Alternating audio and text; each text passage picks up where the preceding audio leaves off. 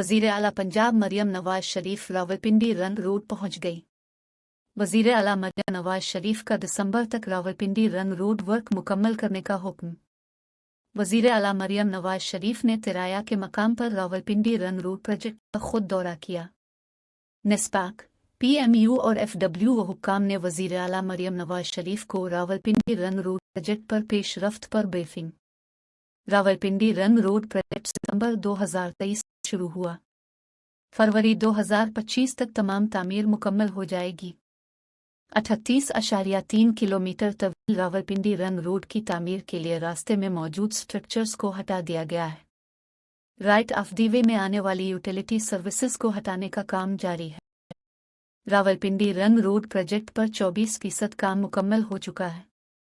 रावलपिंडी रंग रोड पर 5 interchanges, 11 overpass, 2 river, 6 नाला और 1 रेलवे बुर्ज जबकि 15 सबवे और 53 कैलोरीज बनाए जाएंगे।